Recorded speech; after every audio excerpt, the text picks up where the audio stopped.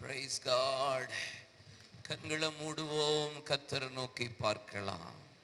தகப்பனே ஸ்தோத்திரம். வெறும் கோளும் கையும் இரு பரிவாரமாகும். உம்மாலன்றி இது யாரால் கூடும்?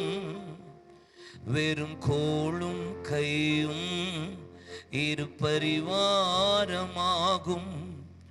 உம்மாலன்றி இது யாரால் கூடும்? ஆகாயத்து பட்சிகளை போஷிப்பீர் என்றார், என்னையும் போஷிப்பது நிச்சயமே. காட்டு புஷ்பங்களை உடுத்துவது நீரென்றார், என்னை குறைவின்றி நடத்துவதும் நிச்சயமே. கிரகிக்க முடியா காரியம் செய்வி சர்வஞானியே, உம்மை ஆராதிப்பே. இயேசு கிறிஸ்துவின் நாமத்தில் ஜெபிக்கிறோம் எங்கள் நல்ல அருமை பிதாவே.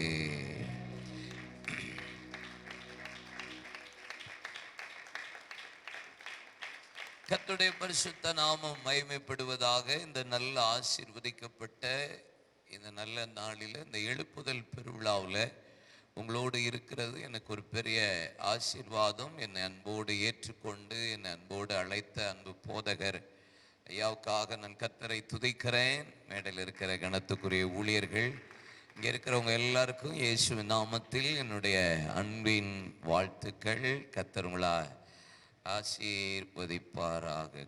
ஆமென். இது ஒரு எழுப்புதலின் நாட்கள். ஒரு தீவிரமா தேவன் கிரியை செய்து கொண்டிருக்கிற ஒரு காலம். ரொம்ப தீவிரமா ஆண்டவர் கிரியை செய்கிறத நீங்க பார்க்க முடியும். எவ்வளவு தீவிரமா ஆண்டவர் வேலை பார்க்கறாங்கிறத நம்ம புரிந்து செயல்பட வேண்டிய காலம். மார்க் 14ஆம் அதிகாரத்தில் இயேசு சொல்லுகிறார், மேற்கே மேகம் தோன்றும் போது மழை வரும் என்று உங்களால் நிதானிக்க முடிகிறதே, ஏன் நீங்கள் காலத்தை நிதானிக்க முடியவில்லை? ஸோ நம்ம இருக்கிற காலத்தை நம்ம நிதானித்து செயல்பட வேண்டிய காலத்தில் வந்திருக்கிறோம். வழக்கத்தின்படி அப்படியே இருக்கக்கூடாது. நான் இருக்கிறது என்ன சீசன், இது என்ன காலம் அப்படிங்கிறத புரிந்து செயல்பட வேண்டிய நேரத்தில் கர்த்தர் நம்மளை கொண்டு வந்திருக்கிறார். சும்மா அப்படியே சர்ச்சுக்கு வந்தோம், போனோம், வேலை பார்த்தோம், சாப்பிட்டோம், தூங்கினோம், அது இல்லை. ஏதோ தேவன் தேசத்துக்கு சொல்ல தீவிரப்படுகிறார். எரேமியா 8ஆம் அதிகாரத்தில் நீங்க வாசித்தீங்கன்னா, கொக்குகளும் நாரைகளும் நான் வரத்தக்க காலத்தை நாளை அறிந்திருக்கிறது, ஆனா என் ஜனங்களோ என் நீதியை, நியாயத்தை, என் நாளை, என் காலத்தை புரிந்து கொள்ளவே மாட்டுக்காங்க. ஜனங்களை குறித்த பாரம் ஆண்டவருக்குள்ள வருது. என்ன ஆண்டவரே, என் பிள்ளைகளுக்கு இதெல்லாம் தெரிய மாட்டுக்கே அப்படிங்கிறது ஆண்டவருடைய பெரிய பாரமா இருக்கிறார். நான் தூத்துக்குடியில் இருக்கிறேன், திருநெல்வேலியில் தூத்துக்குடியில் இருக்கிறேன். நான் தூத்துக்குடியிலிருந்து தென்காசி குற்றாலம் ஏறக்குறைய 110-15 கிலோமீட்டர் தள்ளி குற்றாலம் இருக்கிறது. ஜூலை ஆகஸ்ட் மாதம் தூத்துக்குடியில் லைட்டா ட்ரிஸ்லிங் அப்படி சாரல் விழுந்துட்டுனாலே எங்களுக்கு ஒரு ஹாப்பினஸ் உண்டாகும். குற்றாலத்தில் தண்ணி விழ ஆரம்பிச்சிருச்சு. 115 கிலோமீட்டர் தள்ளி இருக்கிற குற்றாலம், தூத்துக்குடியில் ஒரு சின்ன தூறல் விழுந்த உடனே எங்க இருதயம் சந்தோஷமாகும். சரி, சாரல் விழுது, அங்கே அருவியில் தண்ணி கொட்ட ஆரம்பிச்சிருச்சு. செங்கோட்டை புரோட்டா கடையில் கோழியை பறக்க விட ரெடியாக போகலாம் அப்படிங்கிற ஒரு எண்ணம் எங்களுக்குள்ள அப்படியே கொஞ்சம் கொஞ்சம் வரும். ஒரு தூரத்தில் 110-15 கிலோமீட்டர் தூரத்தில் இருக்கிற ஒரு ஊர்ல தண்ணி விழுறத இங்களை நிதானிக்க முடிகிறது என்றா, நமக்கு காலத்தை நிதானிக்க வேண்டிய காலகட்டத்தில் இருக்கிறோம். ஆஸ் யூஷுவலா மினிஸ்ட்ரி செய்கிற ஒரு காலத்தில் நம்ம இல்லை, கொஞ்சம் தீவிரப்பட வேண்டிய காலத்தை தேவன் நம்மை கொண்டு வந்திருக்கிறார். யோவான் 10:10, 1 பேதுரு 5:8, வெளிப்படுத்தினால் 12:12, திருடன் திருடவும் கொல்லவும் அழிக்கவும் அன்றி வேறொன்றுக்கும் வரான், அவன் எவனை விழுங்கலாம் என்று கர்ச்சிக்கிற சிங்கம் போல வகை தேடி சுற்றி திரிந்து கொண்டிருக்கிறான். அவனுக்கு கொஞ்ச காலமே இருக்கிறபடியா, ரொம்ப ஷார்ட் பீரியட், அவனுக்கு கொஞ்ச காலமே இருக்கிறபடியா.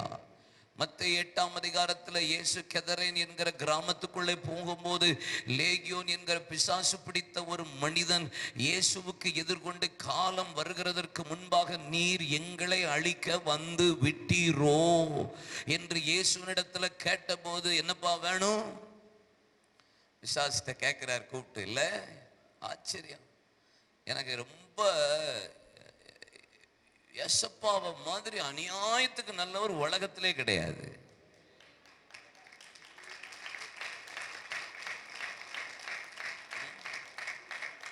ஆமென். உண்மையா இல்லையா? ஏன்னு கேட்க மாட்டீங்களா? ஏன்னா யேசப்பா பாருங்களேன், அந்த 6000 பேய் பிடிச்ச லேகியோன் அந்த மனுஷன் இயேசுவுக்கு முன்னாடி வந்துட்டு, எங்களை அழிக்க வந்துட்டீரா அப்படின்னு அந்த பேய் கேட்குது ஏசப்பாட்ட. ஏசப்பா அழகா கேட்கிறார், உனக்கு என்ன வேணும் அப்படின்னு கேட்கிறார். பேய்ட்டையும் பிரேயர் ரெக்வெஸ்ட் வாங்குற ஒரே ஆள் நம்ம ஆண்டவர் தான்.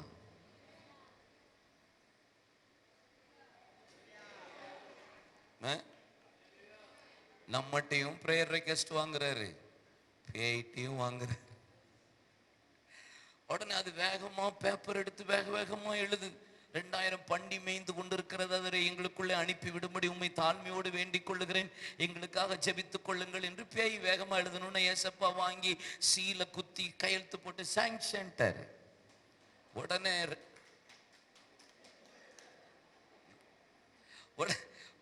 6000 பேயும் 2000 பன்னிக்குள்ள போய், ஒரு பன்னிக்குள்ள 3 பேய் வீதம் 6000 பேயும் சல்லுன்னு உள்ள போய் பெரிய மேட்டிலிருந்து பன்னியெல்லாம் பொத்து பொத்து பொத்து பொத்துன்னு விழுந்து எல்லாம் சூசைட் அட்டெம்ப்ட், எல்லாம் தற்கொலை பண்ணிருச்சு பன்னி எல்லாம். ஏன்னா பன்னிக்கு கூட தெரியுது நமக்குள்ள பேய் வந்துட்டு. நமக்கு தான் சில நேரம் தெரியுறது இல்லை. நமக்கு அல்லேலூயா.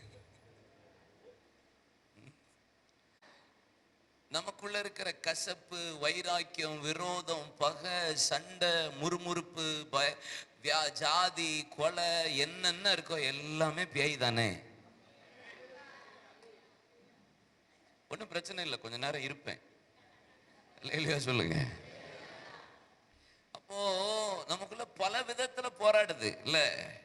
அப்ப பிசாசுக்கு கொஞ்ச காலமே இருக்கிறபடியா முழு பலத்தை பிரயோகப்படுத்துகிறான். பிசாசுக்கு ஷார்ட் பீரியட் தான் இருக்கு. அதனாலதான் பாருங்க, பிசாசு இந்த கடைசி நாட்களில வெளியே எவ்வளவு வேகமா கிரியை செஞ்சு கொண்டிருந்தானோ, இன்னைக்கு பாருங்க சபைக்கு உள்ளேயே, சர்ச்சுக்கு இன்சைட் த சர்ச் துணிகரமா பிசாசு வேலை செய்யறத நீங்க பார்க்க முடிகிறதா? நூதன உபதேசம், கள்ள உபதேசம், கள்ள ஆராதனை, கள்ள தீர்க்க தரிசனம், கள்ள காணிக்கை, கள்ள எல்லாமே கள்ளத்தனமாவே ஆயிட்டு. கள்ள மனம் திரும்புதல், கள்ள அப்போஸ்தலர்கள், கள்ள தீர்க்க தரிசிகள், கள்ள போதகர்கள், எல்லாமே கள்ளத்தனமாவே இருக்கு. கள்ள எழுப்புதல் எல்லாமே சர்ச்சுக்குள்ளதான் நடக்குது. துணிமா பாட்ட பாடுற அளவுக்கு பிசாசு இவ்வளவு வேகமா இருக்கிறான்னா யோசிக்கணும். அவனுக்கு ரொம்ப கொஞ்ச காலமே இருக்கிறதுனால சர்ச்சுக்குள்ள சினிமா பாட்டை பாடிட்டு அதுல தீர்க்க தரிசனம் சொல்லும் போது எனக்கு சிரிப்பு வரல. எங்க சர்ச்சை தலையிலையும் மண்டையிலையும் அடிச்சு நெஞ்சில் அடிச்சு அழதான் செஞ்சோம். ஐயோ, என் சர்ச் நீர் சம்பாதித்த இவ்வளவு விளைக்கரையும் கொடுத்த திருச்சபையில இப்படி சத்துரு பொல்லாத வல்லமை கிரியை செய்கிறதே என்கிற வேதனை. அப்ப அவனுக்கு கொஞ்ச காலமே இருக்கிறபடி நான் முழு பலத்தை அவன் பிரயோகப்படுத்துகிறான். கொஞ்ச காலம், ரொம்ப ஷார்ட் பீரியட். ஆமோஸ் தீர்க்க தரிசன புஸ்தகம் 8ஆம் அதிகாரம் 8லிருந்து வேதவசனத்தை வாசித்து பாருங்க. தண்ணீரினால் தாகத்தினால் உண்டான பஞ்சம் அல்ல, ஆகார குறைவினால் உண்டான பஞ்சம் அல்ல, வசனம் கேட்க கிடைக்காத ஒரு பஞ்சகாலம் வருகிறது. இளைஞர்கள் இளைப்படைந்து சோர்ந்து போவார்கள், முதியவர்கள் பலவீனப்பட்டு போவார்கள். வசனம் கேட்க கிடைக்காத ஒரு பஞ்சகாலம் வருகிறது. வசனம் கிடைக்காத காலம்னா என்ன அர்த்தம்? பைபிள் கிடைக்காதா பிரதர்? அப்படிலாம் கிடையாது. இன்னைக்கு கம்யூனிஸ்ட் கண்ட்ரியா இருக்கிற சைனா ஒரு நிமிஷத்துல ஒரு பைபிளை பிரிண்ட் பண்ணி முழு உலகத்துக்கு சப்ளை பண்ற அளவிற்கு கொள்ளையா எத்தனையோ லாங்குவேஜ்ல பைபிள் பிரிண்ட் ஆகி முழு உலகத்துக்கு வருகிறது. பஞ்சம் பைபிள் இல்ல, வசனத்தை திரித்து பேசுகிற பஞ்சம். நான் உன்னை அதிசயங்களை காண பண்ணுவேன், வாக்குத்தத்தத்தை காண்பிப்பான். ஆனா எகிப்தை விட்டு நீ வெளியே வான்னு சொல்ல மாட்டான். இதோ நீ புதிய காரியத்தை பாப்பேன்னு சொல்லுவான். ஆனா முந்தினவைகளை நினைக்காதே, பூர்வமானவைகளை சிந்திக்காதேன்னு சொல்ல மாட்டான். இதோ நீ நினைக்கிறதற்கு வேண்டிக் கொள்ளுகிறதற்கும் அதிகமாய் செய்ய வல்லமை உள்ளவர்னு சொல்லுவான். ஆனா உனக்குள்ள வல்லமையா கிரியை செய்கிற அந்த வல்லமையின்படிதான் கர்த்தர் உனக்கு செய்வார்னு சொல்ல மாட்டான். ஆசீர்வாதம் சொல்லுவான், கட்டளை சொல்ல மாட்டான், நிபந்தனையை பேச மாட்டான், முன்னும் மின்னும் பேச மாட்டான். பொல்லாத காலம், வசனம் கிடைக்காத ஒரு பஞ்சகாலம் வந்திருக்கிறது. அல்லேலூயா. 2 ராஜாக்கள் 7ஆம் அதிகாரத்தில் பெனதாத் சமாரியாவில் முற்றுகை போட்ட போது அங்கே சமாரியாவில் இருக்கிற ஜனங்கள் உள்ள இருக்கிறவன் வெளியே போக முடியல, வெளியே இருக்கிறவன் உள்ள வர முடியல. கொடிய பஞ்சம் பிள்ளைகளை ஆக்கி சாப்பிடக்கூடிய காலகட்டத்தில் இருந்தபோது இஸ்ரவேலில் ஒரு தீர்க்கதரிசி இருப்பானால் அவன் இல்லாமல் தலை இல்லாமல் போகட்டும் என்று ராஜா சொல்றான், இஸ்ரவேலின் ராஜா. அப்பொழுது எலிசா தீர்க்கதரிசனிடத்தில் ஆள் அனுப்பி பிரதானி போய் நின்ற போது அந்த தேவ மனிதன் சொன்ன ஒரு வார்த்தை, நாளை இந்நேரத்தில் புறாக்கு விற்கிற காற்படி மாவு கோதுமை அந்த பயிறு நாளைக்கு 2 சேக்கலுக்கு விற்கப்படும் என்று சொன்னபோது பிரதானியின் தலைவன் சொல்லுகிறான், வானத்தின் மதகுகளை திறந்தால் இது சாத்தியமே இல்லை. அங்க வசனம் சொல்லுகிறது, நீ பாப்ப அனுபவிக்க மாட்ட. அதே போல சம்பவித்தது. அந்த 4 குஷ்டரோகிகள் ஒளிமுக வாசலில் இருந்து சத்துருவின் பாளையத்தில் முன்னணையில் போய் உள்ளே நுழைந்த போது, இங்க செத்தாலும் சாப்பிட்டு சாப்பிடுறோம், அங்க செத்தாலும் சத்துரு கையில சாக போகிறோம், எப்படியே உள்ள போய் சாவோன்னு சொல்லி உள்ளே புறப்பட்டு போன போது வேதவாசனம் சொல்லுகிற அவர்கள் நடந்து போன போது குதிரையின் இரைச்சலையும் ரதங்களின் இரைச்சலையும் கர்த்தர் உண்டாக்கி சத்துருவை இல்லாமல் போக பண்ணினா. வேதம் சொல்லுகிறது, சாப்பிட்டு எழுந்து கூடாரத்துக்குள்ளே வைத்து அடுத்து சாப்பிட்டு எழுந்து கூடாரத்துக்குள்ள போகும்போது ஆவியானவர் 4 குஷ்டரோகிகளுக்கு கிரியை செய்து, இது நற்செய்தி அறிவிக்கிற காலம் அல்லவா, இது மௌனமா இருக்கிற காலம் அல்லல்ல.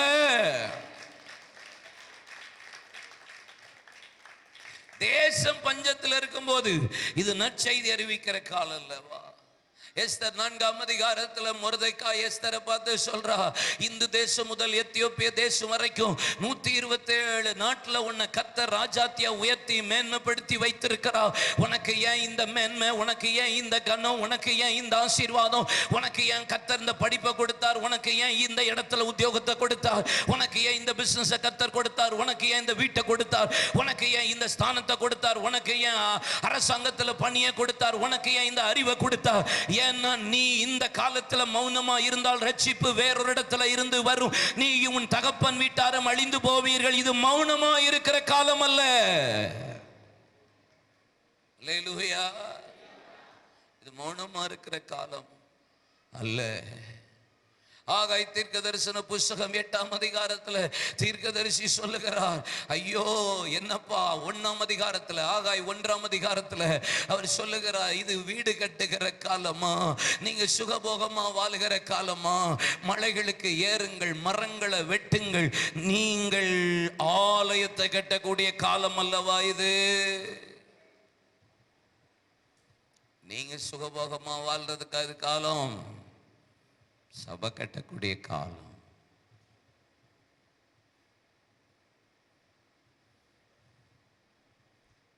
ராஜாக்கள் 2 சாமுவேல் 11ஆம் அதிகாரத்தில் தாவீது எருசலேமில் யுத்தத்துக்கு போகும் காலம் வந்தபோது, யுத்தத்துக்கு போகும் காலம், ஒரு காலம் இருக்கு, யுத்தத்துக்கு போகும் காலம். அந்த யுத்த காலத்துல எருசலேமில் உப்பரிக்கையில உலாத்தி கொண்டு ஸ்நானம் பண்ணுகிற ஸ்திரியை கண்டு பாவத்துல விழுந்து உபச்சாரம் பண்ணி வேசித்தனம் பண்ணி கொலை செய்து கொஞ்சம் குறைய எல்லா பாவத்துக்கும் உள்ளானா. யுத்த காலத்துல தாவீது போர் முனையில நிற்க வேண்டிய நீ போர்வைக்குள் படுத்திருக்கலாமோ? இல்ல, யுத்த காலத்துல யுத்தம் பண்ணணும். என்ன செய்யணும்? ஃபைட். யாரோட சண்டை போடணும்? மாமியார், மருமகள், பக்கத்து வீடு, எய்த்த வீடு, சர்ச்சுக்குள்ளையா? எங்க சண்டை போடணும்? யார் கூட சண்டை போடணும்? வேசியர் 6:10 கடைசியாக, என் சகோதரரே, கர்த்தரிலும் அவருடைய சத்துவத்தின் வல்லமையிலும் பலப்படுங்கள். ஏனெனில் மாம்சத்தோடு மாத்திரமல்ல, துரைத்தனங்களோடும் அதிகாரங்களோடும் இப்பிரபஞ்சத்தின் அந்தகார லோகாதிபதிகளோடும் வானமண்டலத்தில் உள்ள பொல்லாத ஆவிகளின் சேனைகளோடும் உங்களுக்கு போராட்டம், யுத்தம் உண்டு. ஆதலால் தீங்கு நாளில் எதிர்த்து நிற்க திராணி உள்ளவர்களாகும்படி தேவனுடைய சர்வாயுத வர்க்கங்களை தரித்துக் கொள்ளுங்கள். மார்க்கவசம், தலைச்சீரா, கச்சை, பாதரச்சை, கேடயம், பட்டயத்தை பிடித்து யுத்தம் பண்ணணும். இல்லை, நீங்கள் ஒன்றும் மெதுவாக தட்டுங்க, ஒன்றும் அவசரம்லாம் இல்லை.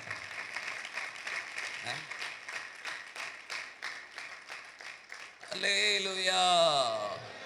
இது என்ன காலம்? ஃபைட். யாரோட சண்டை போடுற காலம்? பிசாசோட யுத்தம் பண்ணக்கூடிய காலம். யாரோட சண்டை போடணும்? நமக்கு எந்த மாம்சத்தோடையும் போராட்டம் கிடையாது. மாமியார் நமக்கு எதிரி கிடையாது, மருமகள் நமக்கு எதிரி கிடையாது, எதிர்த்த வீடோ பக்கத்து வீடோ எதிரி கிடையாது, மாப்பிள்ளை கூட பஞ்சாயத்து கிடையாது, மனைவி கூடயும் சண்டை கிடையாது. நம்ம போட வேண்டிய ஒரே சண்டை மேப்படியாங்கூட. யார் கூட? பிசாசோட. உங்க சர்ச்சில் வாக்கிங் நடந்தாலே உடம்பு குறைஞ்சிரும் போல இருக்க. இல்லையா? சொல்லுங்க. பாஸ்டர் எவ்வளவு ஆசீர்வாதமா எழுப்புதலுக்கு இப்பயே ஆரம்பமா இவ்வளவு பெரிய சபையை கட்டி வச்சிருக்கிறாரு. கர்த்தர் ரட்சிப்பை கொடுத்து தேசத்துல ஒரு பெரிய மறுரூபத்தை செஞ்சு சபையில் ஆத்துமாக்களினால கர்த்தர் நிரப்புவார். நான் ஆசீர்வதிக்கிறேன், நான் விரும்புறேன், அதனாலதான் நான் நடக்கிறேன். கர்த்தர் ஒரு பெரிய அசைவை உங்க திருச்சபையில கர்த்தர் உண்டாக்குவாராக. நல்லா கைத்தட்டி ஒரு நிமிஷம் வாயை திறந்து அந்நிய பாஷை பேசுறவங்க நல்லா அந்நிய பாஷை பேசி கர்த்தரை துதிங்க பார்க்கலாம். நல்ல ஸ்தோத்திரம் பண்ணுங்க பார்க்கலாம். இப்போ இப்போ இப்போ மாமா ஷேகே ரிமா ரதனா ரகதனா உடகதன கடதி அந்த ரலகதியா கரலபா தேமலா தனா கந்தரலதன மௌஷகதியா கரலபா.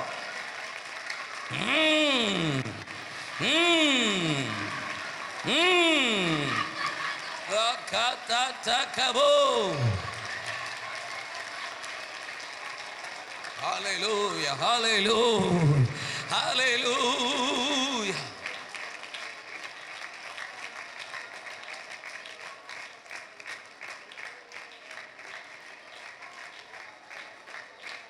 Hallelujah. Amen. அப்போ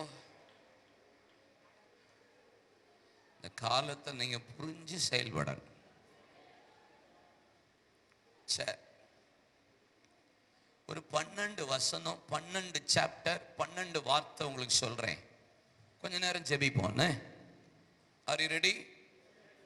அதுக்கப்புறம் நான் பிரசங்கம் பண்றேன். அப்போஸ்தலர் 2ஆம் அதிகாரத்தை திருப்புங்க. 2லிருந்து 14 அதிகாரம் வரைக்கும் மொத்தம் 12 வார்த்தை சொல்லுவேன். ஏன் பிரதர் 12 வார்த்தை? 28 வார்த்தை கூட சொல்லலாம். எனக்கு 12 வார்த்தை, 12 அப்போஸ்தலர்கள், 12 கற்கள், 12 கட்டைகள், 12 குடம் தண்ணீர், 12 சிங்காசனம், எல்லாம் அதில் ஆண்டவர் அது 12. அதனால நானும் 12 கோத்திரம், 12 சீஷர்கள், அதனால 12 எடுத்துக்கிட்டேன். ஓகே. அப்போஸ்தலர் 2ஆம் அதிகாரம் அபிஷேகம் எழுதிக்கோங்க. அப்போஸ்தலர் 2ஆம் அதிகாரம் அபிஷேகம். அப்போஸ்தலர் 3ஆம் அதிகாரம் அற்புதம். உங்க பைபிள்லே எழுதிக்கலாம், அப்பதான் நீங்க ஜெபிப்பீங்க. பைபிளை திறக்கும் போதெல்லாம் உங்களுக்கு ஞாபகம் வரும். அதிகாரத்துக்கு மேலே 2 அபிஷேகம், 3 அற்புதம், 5ஆம் அதிகாரம் அடி, 5ஆம் அதிகாரம் அடி, 6ஆம் அதிகாரம் அழைப்பு, அழைப்பு, 7ஆம் அதிகாரம் அன்பு, 8ஆம் அதிகாரம் அறிவிப்பு, அறிவிப்பு, 9ஆம் அதிகாரம் அர்ப்பணிப்பு, 10ஆம் அதிகாரம் அதரிசனம், அதரிசனம், 11ஆம் அதிகாரம் அந்தியோகியா, அந்தியோகியா,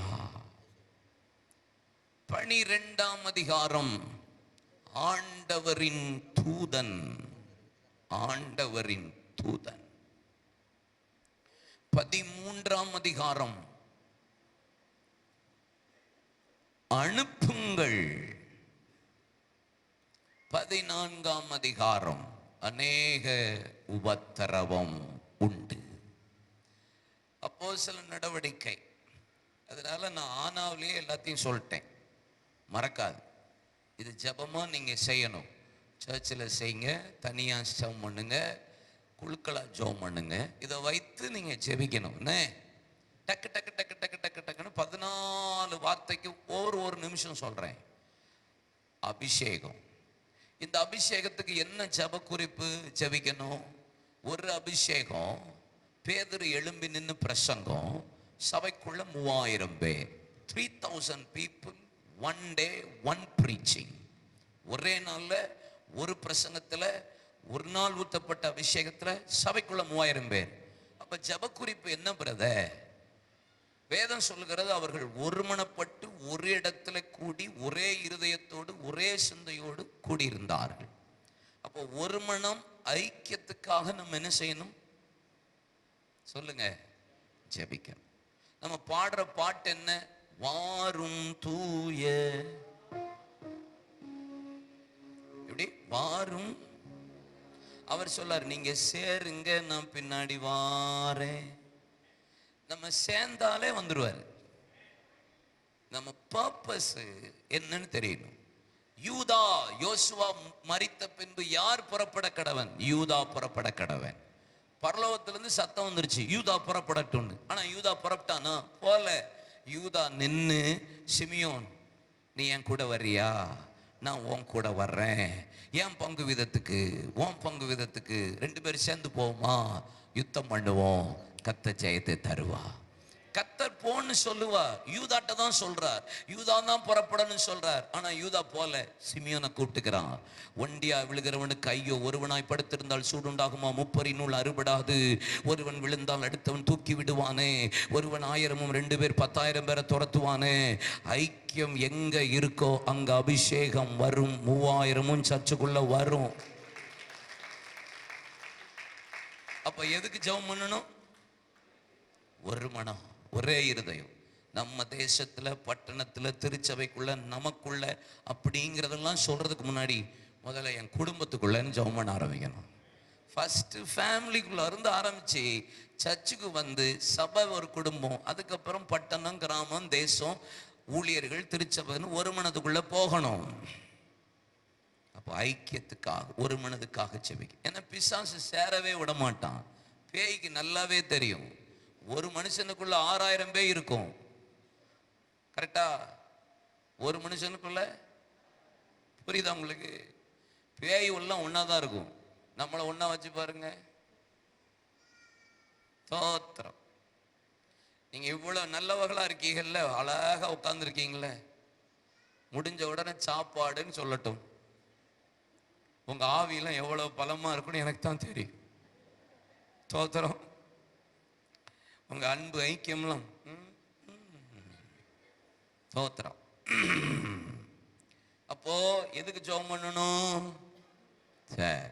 2வது என்னது சொல்லுங்க? அற்புதம். சொல்லுங்க, நான் சொல்ற வார்த்தையை சொல்லுங்க. ஜெபிக்கிற மனிதன் ஜெபிக்கிற நேரத்தில் ஜெபிக்கிற இடத்திற்கு ஜெபிக்க போனான்.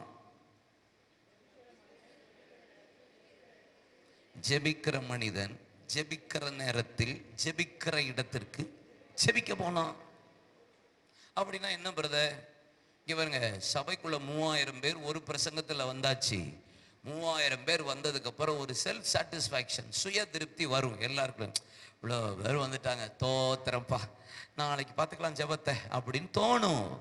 ஆனா காம்ப்ரமைஸே இல்லாம அடுத்த நாள் பேதுருவும் யோவானும் எத்தனை பேர் சர்ச்சுக்குள்ள வந்தாலும் என் ஜெபத்தை நான் விட்டு கொடுக்க மாட்டேன் என்று ஜெபிக்கிற மனிதன் ஜெபிக்கிற நேரத்தில் ஜெபிக்கிற இடத்திற்கு ஜெபிக்க புறப்பட்டனால ஒரு 40 வருஷம் நடக்க முடியாதவனை கர்த்தர் நடக்க பண்ணுவாரானால் முடியாதவைகளை கர்த்தர் முடிய பண்ணுவார். இல்லாதவைகளை கர்த்தர் இருக்கிறது போல அழைக்கிற ஆண்டவர். ஒரே ஒரு அற்புதம், துள்ளி குதித்தான். சபைக்குள்ளே 5000 பேர். சபைக்குள்ள எத்தனை ஆயிரம் பேர்? அப்ப சபையில என்ன செய்யணும், குடும்பத்துல என்ன செய்யணும், ஊழியத்துல என்ன செய்யணும்? do not compromise anything. எதுலையுமே காம்ப்ரமைஸ் பண்ணக்கூடாது. ஜபத்துல காம்ப்ரமைஸ் பண்ணக்கூடாது, சபையில காம்ப்ரமைஸ் பண்ணக்கூடாது, பிரசங்கத்துல காம்ப்ரமைஸ் பண்ணக்கூடாது, வசனத்துல காம்ப்ரமைஸ் பண்ணக்கூடாது, ஆசீர்வாதத்துல காம்ப்ரமைஸ் பண்ணக்கூடாது. என்னனாலும் வேதத்துக்கு அடுத்த காரியத்துல do not compromise anything.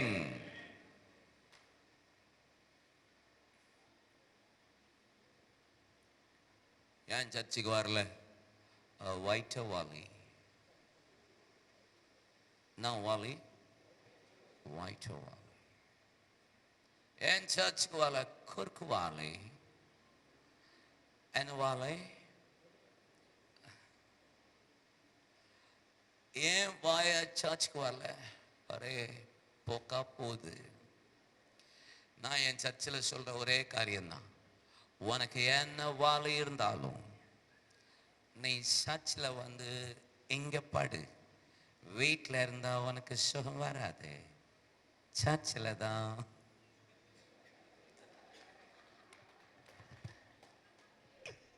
ஹல்லேலூயா. பாருங்க, எப்பயுமே ஒன்று தெரிஞ்சுக்கோங்க, எனக்கு அது சரியில்லை இது சரியில்லைன்னு சும்மா வீட்டில் இருக்கு. சர்ச்சில் தானே சுகம் கொடுக்கறதுக்குன்னு நாங்கள் கர்த்தர் இங்கே வச்சிருக்கிறாரு. எங்களை எதுக்கு இப்படி வெள்ளை சட்டை போட்டு உட்கார வச்சிருக்காரு? நான் செத்தாலும் சர்ச்சில் வந்து சாவுன்னு தான் சொல்லியிருக்கேன் என் பிரசங்கத்தில். ஆமென். அற்புதம் நடக்கணும்னா காம்ப்ரமைஸ் இல்லாம வரணும். எல்லாத்துலயும் கை தட்டுங்க பார்க்கலாம் பின்னாடி வரைக்கும்.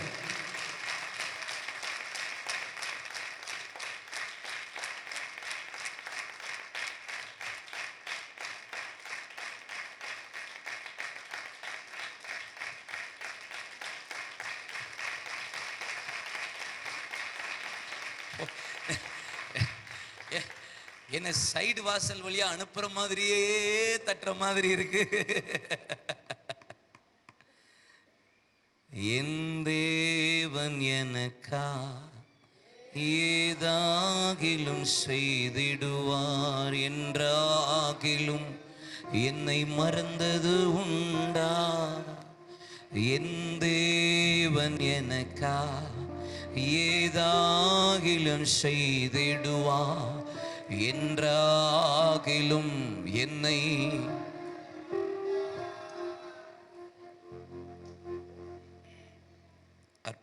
அபிஷேகம் ஏசப்பா ஊழியத்தை ஆரம்பிக்கும் போதும் சாட்டை எடுத்தாரு, முடிக்கும் போதும். நம்ம அப்பா ஊழியம் எல்லாரும் இயேசு தாங்குகிறார், இயேசு ஏந்துகிறார், இயேசு முத்தம் கொடுக்கிறார், இயேசு கட்டி பிடிக்கிறார், இயேசு தடவி கொடுக்கிறார், இயேசு கண்ணீரை துடைக்கிறார். இப்படிதான் பேர் வைக்கிறாங்க. எங்கேயாவது இயேசு அடிக்கிறார்னு பேர் வச்சாங்களா? ஏசப்பா வச்சு அந்த மாதிரி யாருக்குமே வரலையே. நம்ம ஒரு ஊழிய ஆரம்பிப்போமாப்பா, இயேசு அடிக்கிறார், எபிரேயர் 12:5 சொல்லுகிறது, அன்றியும் என் மகனே, கர்த்தருடைய சிச்சை அற்பமா எண்ணாதே, அவரால் கடிந்து கொள்ளப்படும் போது சொந்து போகாதே. எந்த மகனை அவர் நேசிக்கிறாரோ தாம் சேர்த்துக் கொள்ளுகிற எந்த மகனை அவர் தண்டிக்கிறார் என்று பிள்ளைகளுக்கு சொல்லுகிற புத்திமதியை மறந்தீர்கள்.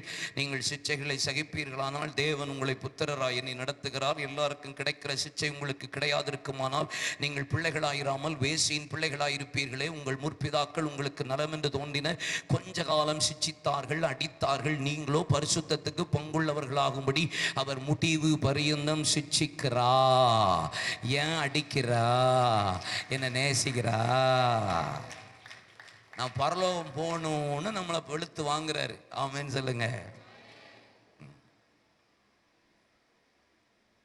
நீங்க பைபிள்ல ஏசப்பா எவ்வளவு மனதுருக்கோன்னு பேசுறோமோ, அது எனக்கு தெரிஞ்சு இயேசு பேசின 4 சுவிசேஷத்திலையும் நீங்க திருப்பி திருப்பி வாசித்து பாருங்களேன்.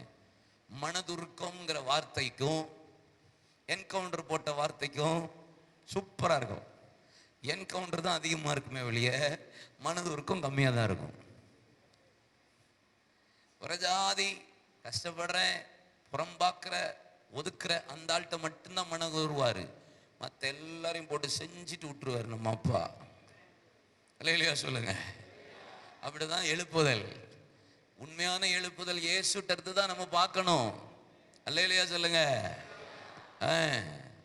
அப்போ அடி விழுது அனனியால் சப்பராலுக்கு. அவர்கள் பரிசுத்த ஆவிக்கு விரோதமாக பொய் பேசின போது ஆண்டவர் அடித்தார், அவர்கள் செத்து போனார்கள்னு பைபிள்ல வசனம் இருக்கு. கரெக்ட் தானே? 11-13 வாசித்து பார்த்தீங்கன்னா, அவர்கள் அடி விழுந்த போது அவர்கள் அப்போஸ்தலர்கள் பக்கம் சேர துணியாமல் கர்த்தர் பக்கம் அதிகமாய் சேர்ந்தார்கள்.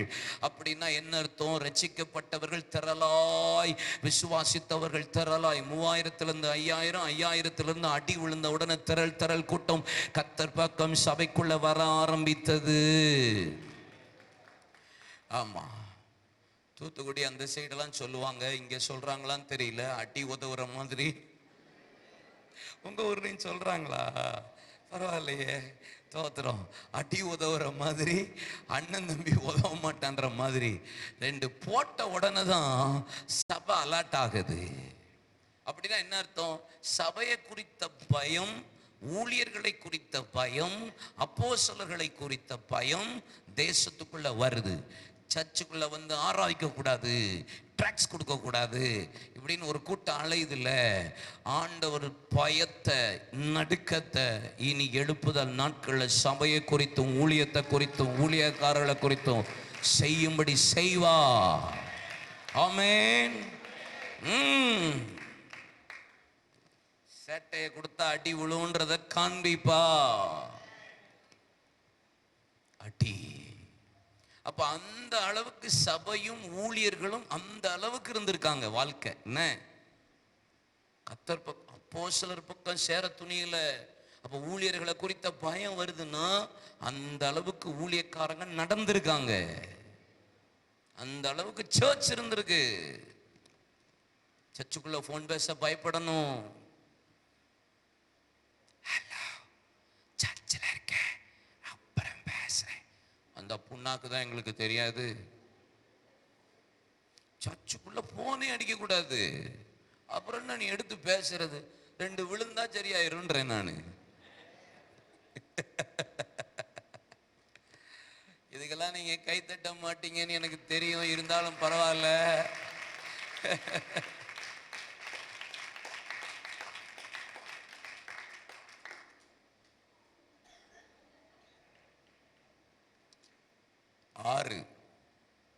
ஆறு அழைப்பு. நாங்களோ ஜெபம் பண்ணுவதிலும் வேத வசனத்தை போதிப்பதிலும் இதை தவிர வேற காரியமே எங்களுக்கு தேவை கிடையாது.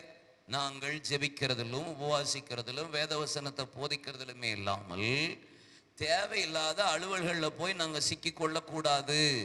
ஊழியர்களும் சரி, சபையும் சரி, கர்த்தருடைய பிள்ளைகளும் சரி, உங்களுக்குன்னு கர்த்தர் சில அழைப்புகளை வச்சிருப்பார். உங்களுக்குன்னு சில டியூட்டி இருக்கும். அந்த எல்லையை மீறக்கூடாது. ஆண்டவர் மோசேட்ட சொல்றார், மோசே மலைகளில் எங்கும் எல்லைகளை குறித்து வைத்துக்கொள். எப்படி?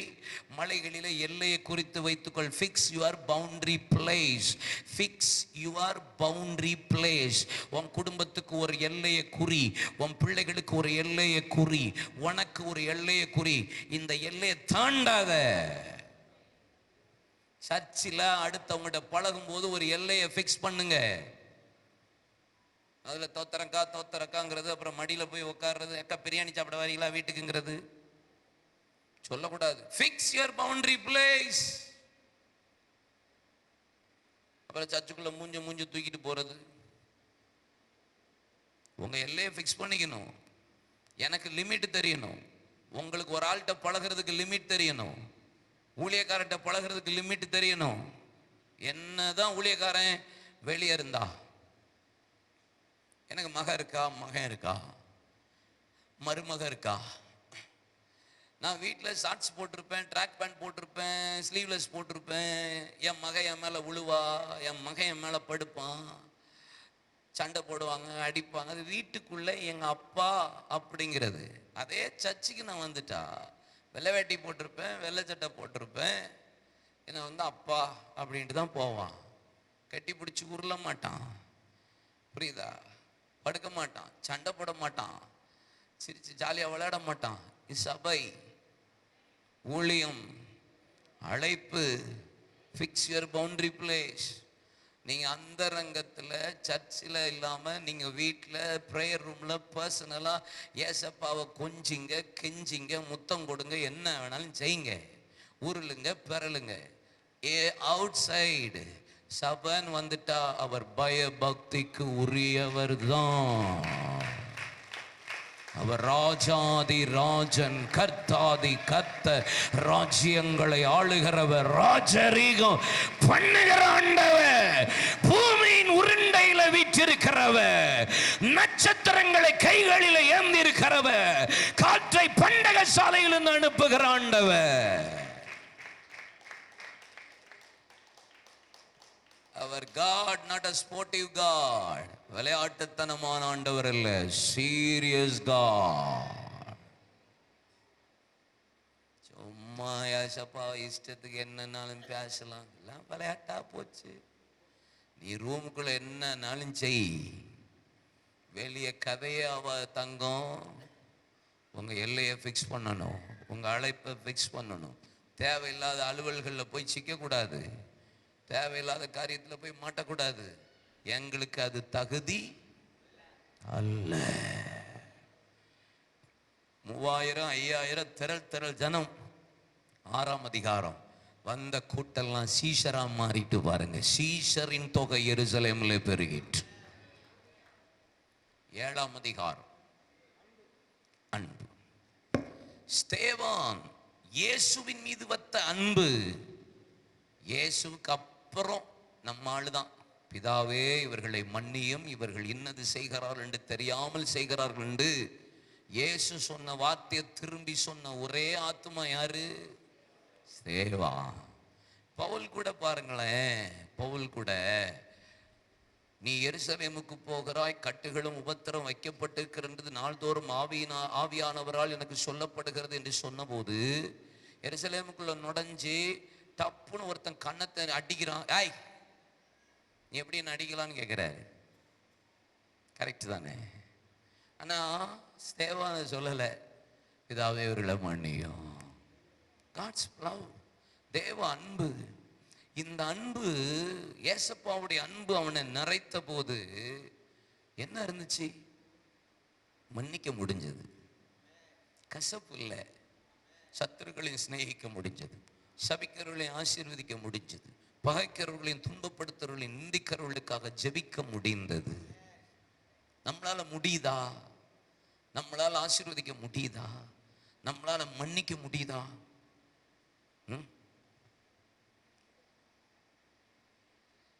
ஆண்களுக்கு சண்டை போடவே தெரியாது, தெரியுமா?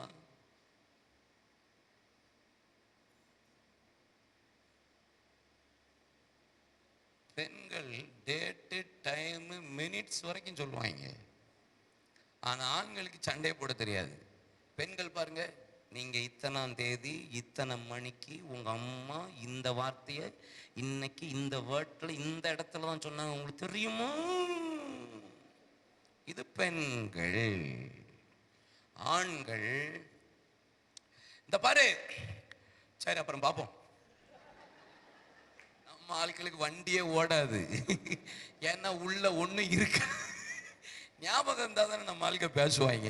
ஒரு கதையும் மனசுல இருக்க ஆவுன்னு சவுண்ட கொடுப்பாங்களே தவிர என்ன பாயிண்ட் எந்த நேரத்துல என்ன பேசணும்னு தெரியாது.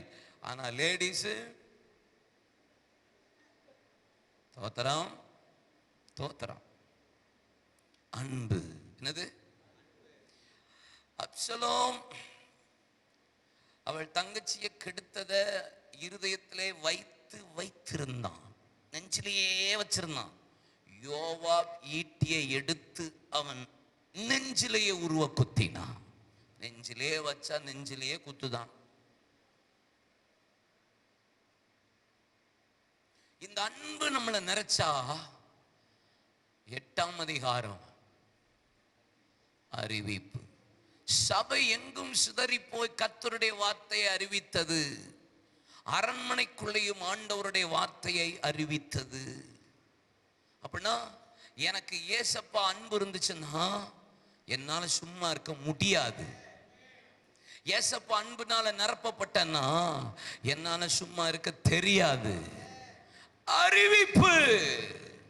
அல்லேலூயா.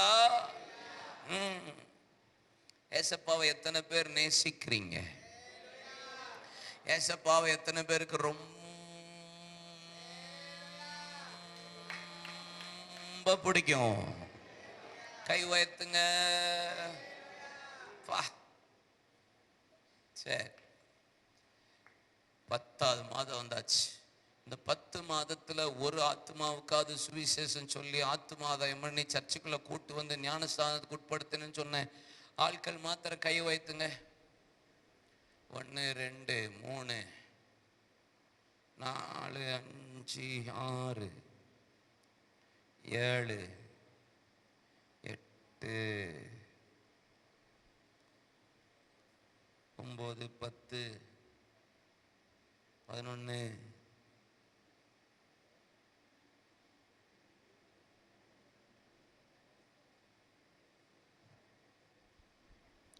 ஏசப்பா ரொம்ப லவ் பண்றேன்னு இதை கையில உயர்த்தின மாதிரி பார்த்தேன். ஏசப்பாவை நேசிக்கிறீங்கன்னா அட்லீஸ்ட் ஒரு மாசத்துக்கு ஒரு ஆத்மாவாவது சபையில் ஆத்மாதாயம் பண்ணி கொண்டு வருவீங்க. நம்ம அன்பெல்லாம் எதுக்கு தெரியுமா? நம்ம அன்பு குழந்தை குறுக்குவழி, ஏசப்பா கடன் பிரச்சனை, ஏசப்பா வாடகை கட்ட முடியல, ஏசப்பா ஃபைனான்ஸ் கம்பெனி நடத்துறாரா இல்ல ஹாஸ்பிட்டல் நடத்துறாரான்னே தெரிய மாட்டேங்குது எனக்கு. நம்ம ஆண்டவரை அண்டர் எஸ்டிமேட்னு ஒரு வார்த்தை இருக்கு தெரியுமா? அண்டர் எஸ்டிமேட்னு. அவர் அதை தவறாவே எடை போடுறோம். ஏசப்பாவை எவ்வளோ பெரிய ஆண்டவர். ஜாதிகளை கேளு, ஜாதிய கேள், என்னை கேள், ஜாதிய உனக்கு தருவேன்றாரு.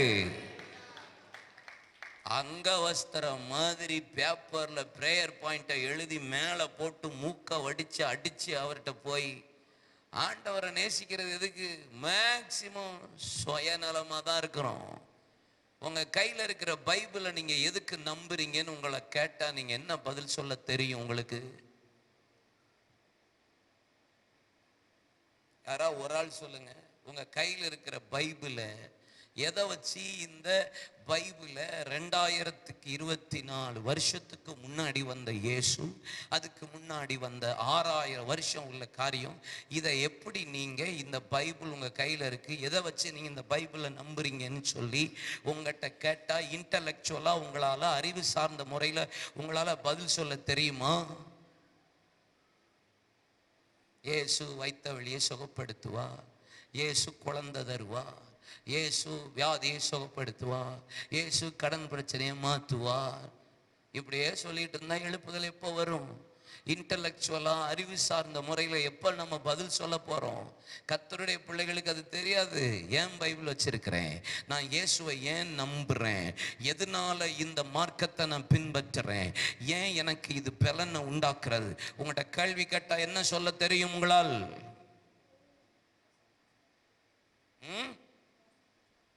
வசனம் சத்தியம். ஓ, குரானையும் சொல்லதான் செய்வான். நாங்கள் வச்சிருக்கிற குரான் சத்தியம், அவங்க வச்சிருக்கிற பகவத்கீதை சத்தியம், அவனும் சொல்லதான் செய்வான். நீங்கள் சத்தியம் சொல்லிட்டா நாங்கள் நம்பணுமா? எதை வச்சு சொல்லுவீங்க? எதை வச்சு? என்கிட்ட கேட்டால் நான் ஒன்று சொல்லுவேன். எனக்கு தெரிஞ்சு வரலாற்றை ரெண்டாய் பிரித்த ஒரே ஒரு வேத புத்தகம், ஒரே ஒரு புத்தகம் இருக்குமானால் வரலாற்றை ரெண்டா பிரித்த சரித்திர நாயகன் இயேசுன்னு சொல்லுவேன்.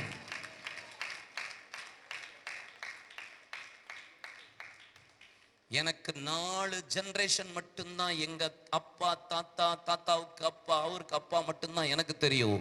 ஆனா என் கையில் இருக்கிற இந்த வேத புத்தகம் மாத்திரம்தான் பிறந்ததிலிருந்து சரித்திரத்தை சொல்ற ஒரே புத்தகம். உங்க கையில, என் கையில் இருக்கிற இந்த சரித்திர புத்தகம் உலகத்தை அஸ்திபாரப்படுத்தின நாட்களில் இருந்தும், ஆண்டவர் வானத்தை வட்டமைத்த நாட்களில் இருந்தும் இன்னைக்கு வரைக்கும் இனி சம்பவிக்க போகிற காரியங்களை சொல்லுகிற ஒரே ஒரு புத்தகம் இந்த வேத புத்தகம். அதனாலதான் நான் நம்புறேன். உலகத்துல எத்தனையோ ஆலோசனை கொடுக்கிறதற்கு எத்தனையோ மனிதர்கள் எழுதி கொடுத்த புத்தகம் இருக்கிறது. ஆனால் அந்த புத்தகம் ஆலோசனையை மாத்திரம் வேணா கொடுக்கும். ஆனா இந்த புத்தகம் மாத்திரம் தான் எனக்கு ஆறுதலை தருகிறது, என்னை நித்தியத்துக்கு கொண்டு போகிறது. இந்த புத்தகம் மாத்திரம் தான் என்னை ஆசீர்வதிக்கிறது. இந்த புத்தகம் மாத்திரம் தான் என்னை நித்தியத்துக்கு என்னை வழிவகுக்கிறது.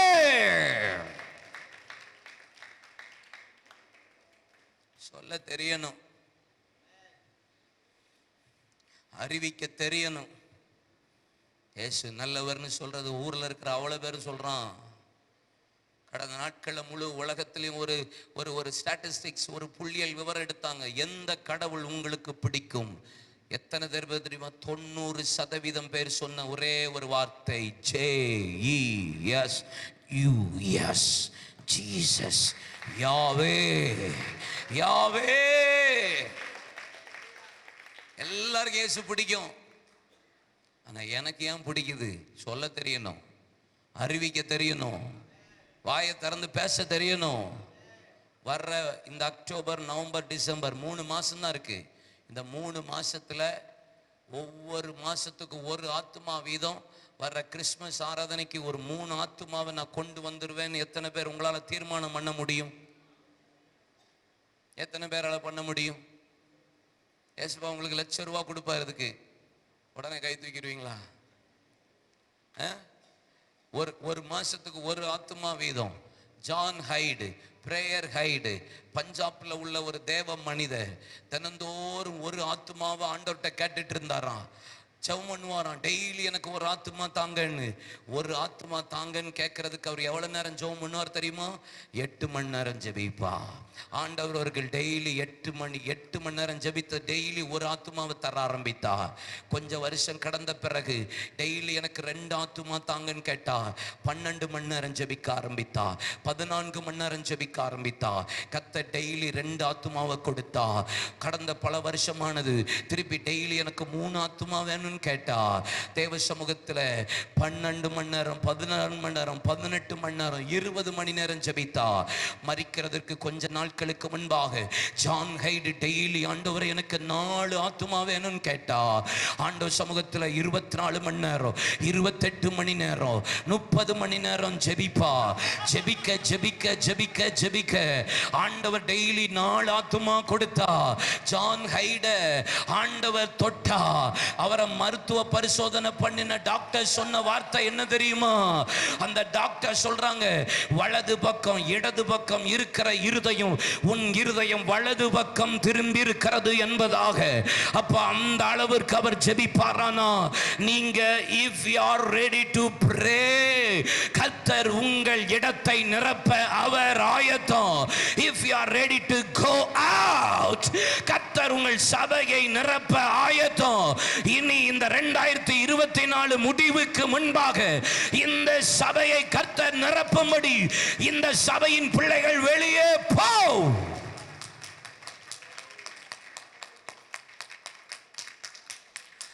டிஎல் ஆஸ்பான் என்கிற தேவ மனிதர் சொல்றார், வாரத்துல ஒரு நாள் தான் புல்பிட் சபையில் இருக்கணும், மீதி 6 நாள் தெருவுக்கு போகணும்.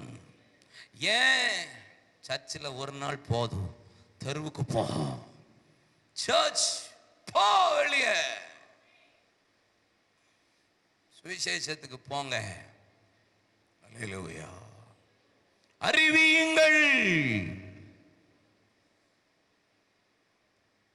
9 அன்பு, அறிவிப்பு, அர்ப்பணிப்பு.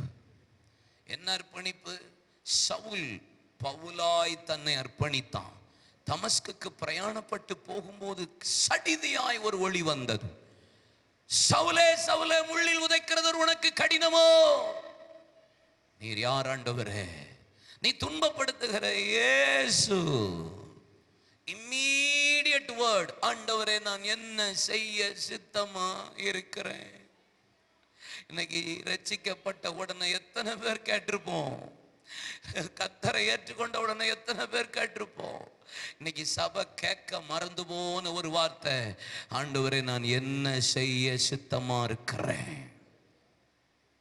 ரொம்ப பேர் அதை கேட்கறதே இல்லை. உனக்கு அங்க அறிவிக்கப்படும்.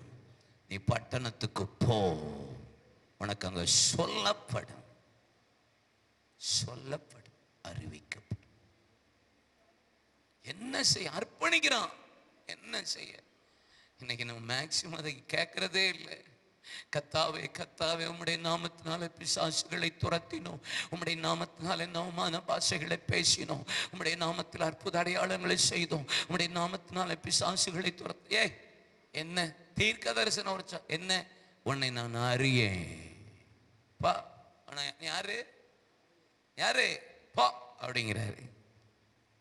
கத்தாவே கத்தாவேன்னு கூப்பிட்டாலும் கதை நடக்காது. என் சித்தத்தின்படி செய்கிறவன் தான் பிழைப்பான். ஆண்டவரே என்ன செய்ய சித்தமா கேட்கது உண்டா? என் பிள்ளைய நீட்டுக்கு அனுப்பி இருக்கிறேன், ஸ்பெஷல் கோச், டாக்டர் ஆக்க போறேன், ஜிப்மர்ல சேர்க்க போறேன். சரி, உன்னை யார் வேண்டான்னா என் பிள்ளைய டீச்சருக்கு அனுப்ப போறேன், என் பிள்ளைய இன்ஜினியருக்கு, ஏரோநாட்டிக்கல் இன்ஜினியர், என் பிள்ளைய ஏஐ படிக்க வரேன், ஆர்டிஃபிஷியல் இன்டெலிஜென்ட். சுத்தமா பேய பத்தி படிக்க போறீங்க. ஆர்டிஃபிஷியல் இன்டெலிஜென்ட் என்னது நினைக்கிறீங்க? அந்தி கிறிஸ்துவுக்கு அஸ்திபாரமே ஆர்டிஃபிஷியல் இன்டெலிஜென்ட் தான். அதை படிக்க போறேன், இதை படிக்க போறேன், என் பிள்ளை இப்படி செய்ய போறேன், பிசினஸ் பண்ண போறேன், இவ்வளவு லட்சம். என்னைக்காவது கேட்டிருக்கீங்களா, ஆண்டவரே என்ன செய்ய நான் சித்தமா இருக்கேன்னு கேட்டதுண்டா? கேட்டதுண்டா? என்னைக்காவது கேட்டிருக்கீங்களா? கேட்காம சுயமாவே ஓடிக்கிட்டு நான் கர்த்தருக்காக வாழ்றேன், என் பிள்ளைய கர்த்தருக்காக. என்ன செஞ்சீங்க கர்த்தருக்காக? 11 பேர் ஆத்துமாதயம் பண்ணாங்கன்னு சொன்னாங்க. இவ்வளவு பேரு அர்ப்பணிப்பு. 31ஆம் வசனம் சொல்லுகிறது, சபை சமாதானம் பெற்று ஆறுதல் பெற்று பயபக்தியோடு வளர்ந்து பெருகிட்டு. சபையில் ஒரு ஸ்பிரிச்சுவல் ஓரியன்டட் growth வரணுமா? ஆவிக்குரிய வளர்ச்சி வரணுமா? Church please commit yourself. அர்ப்பணியுங்கள். என்ன செய்ய சுத்தமா இருக்கிற? 10 தரிசனம். பேதுரு தோல் பதனிடுகிற சீமோனின் வீட்டில் இருந்தபோது பசியாய் சாப்பிட மனதாகி அவனுக்கு வயிறு அவ்வளோ பசிக்குது. யார் வீட்டில் இருக்கிறான்? தோல் பதனிடுகிற சீமோன் வீடு. தோல் பதனிடுகிறவனுடைய வீடு எப்படி இருக்கும்? ஒரு ஃபேக்டரி எப்படி இருக்கும்? ஒரு மாட்டு தோலை எடுத்துட்டு வந்து முதல்ல எதுல ஊற வைப்பாங்கன்னு உங்களுக்கு தெரியுமா? தெரியுமா? இப்படி ஆட்டணும். தெரியலன்னா இப்படி ஆட்டணும். தெரியாது. மாட்டு மூத்திரத்துல தான் ஊற வைப்பாங்க. மாட்டோட யூரினை பிடிச்சு அதுல தான் முதல்ல ஊரையே வைப்பாங்க. அப்ப அது எந்த அளவுக்கு நாருன்னு யோசிக்கோங்க, எந்த அளவுக்கு ஸ்மெல் வரும்னு பாருங்க. ஆம்பூர் பக்கத்துல மாட்டுத்தோல் ஃபேக்டரி இருக்கு, ஷூ ஃபேக்டரி இருக்கு. கிராஸ் பண்ண முடியாது, அவ்வளவு நாத்தம் இருக்கும். ஆனா அந்த நாத்தத்துல நம்ம ஆளு சாப்பிட மனதா இருந்தாராம், பசியா இருந்தாராம். ஆனா சாப்பாடு அங்க ப்ரிப்பேர் ஆகிட்டு இருக்கு. பசி, வயிறு கிள்ளுது. சாப்பிட மனதா இருந்து ஆகாரத்தினால் தன்னை திருப்தி ஆக்கி கொள்ள அவன் விருப்பமுடையவனாயிருந்தும் சாப்பாடு இன்னும் ஆயத்தமாகல, ப்ரிப்பேர் ஆகிக்கிட்டு இருக்கு. ஆனா அதுக்குள்ள பரலோகம் அவனை குறித்த ஒரு சித்தத்தில் ப்ரிப்பேர் ஆயிட்டு அவனுக்கு ஒன்றை கொடுக்கறதுக்கு பரலோகம் ஆயத்தமாயிட்டு. நான் நாத்தத்தை பார்க்க மாட்டேன், இடத்தை பார்க்க மாட்டேன், சூழ்நிலையை பார்க்க மாட்டேன், சாப்பாடை பார்க்க மாட்டேன், கிளைமேட்டை பார்க்க மாட்டேன், எந்த இடம் எப்படின்னு அதெல்லாம் எனக்கு தெரியாது.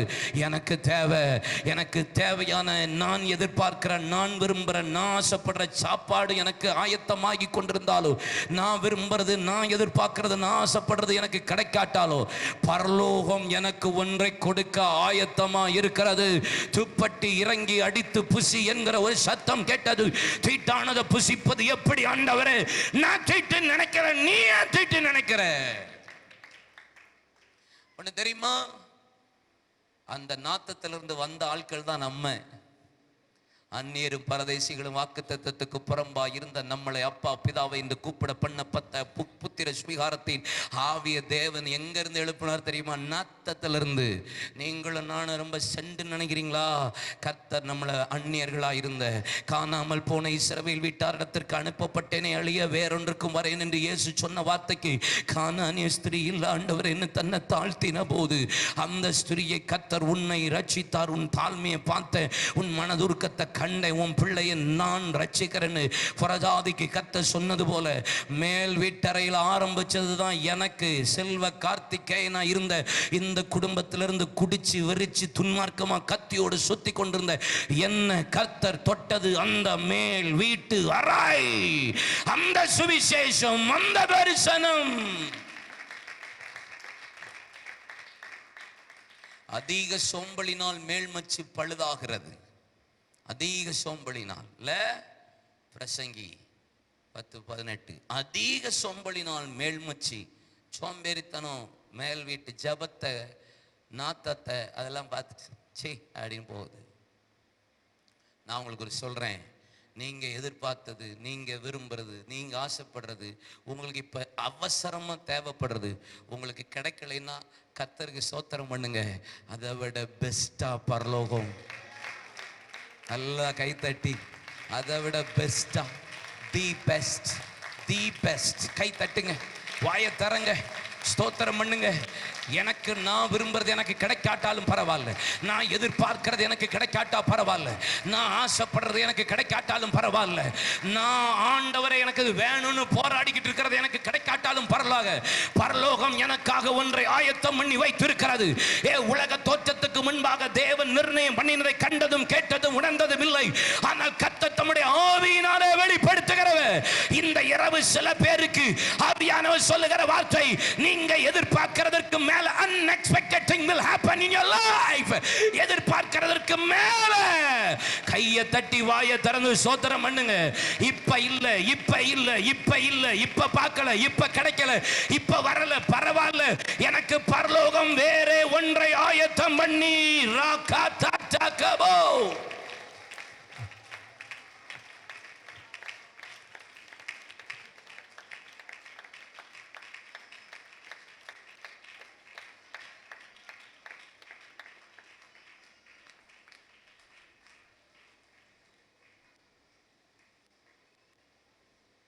பாவியின் மீது எனிந்த அன்பு ஒன்னும் புரியலையே, சித்தமன் மீது வைத்திட்ட பின்னும் வாழ தெரியலையே. மண்ணான மனிதன்னா என்னால் எதுமாகுமா, உம் பிள்ளையாய் நான் வாழக்கூடுமா. மண்ணான மனிதன்னா என்னால் எதுமாகுமா, உம் பிள்ளையாய் நான் வாழ தெரியுமா. உம் பிள்ளையாய் நான் வாழக்கூடுமா. பாவியன் மீது எனிந்த அன்பு ஒன்னும் புரியலையே, சித்தம்மன் மீது வைத்திட்ட பின்னும் வாழ தெரியலையே. பாட்டு தெரியாதா? தெரியாதா? தெரியாதா? தெரியாதா? தெரிகிறவங்க மட்டும் கை வைத்துங்க. தெரிஞ்சவங்க என் கூட பாடுங்க, தெரியாதவங்க என் வாயை பாருங்க. அப்புறம் பாடுறதுக்கு நான் ஒன்று பாடினா அப்படி பார்த்துட்டு திரும்பி வாயை அசைக்கணும். அப்போதான் பழக்கம் வரும். நீங்க பார்க்கப்படாது. உன்னத தேவன் நீ என்னை தேடலாகுமா,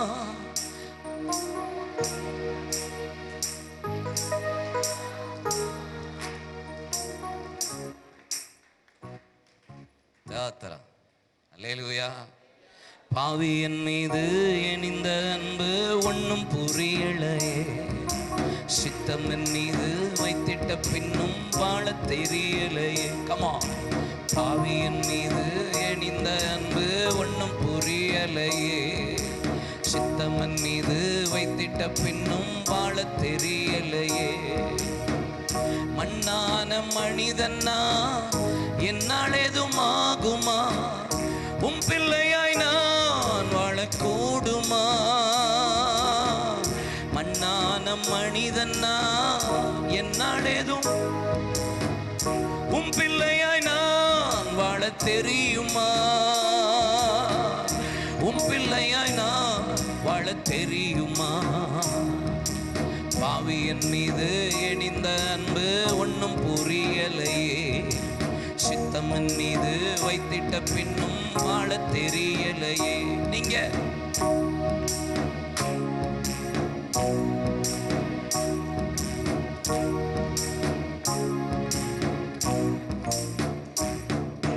வாழ தெரியலையே. தேவனே ஜீவனே, தேவனே ஜீவனே, இயேசுவே வழி சத்தியமே. தேவனே ஜீவனே, தேவனே ஜீவனே, இயேசுவே வழி சத்தியமே. பாவியன் மீது எனிந்த ஒன்னும் புரியலையே, சித்தமன் மீது வைத்திட்ட பின்னும் வாழ தெரியலையே. வாழ தெரியலையே, வாழ தெரியலையே.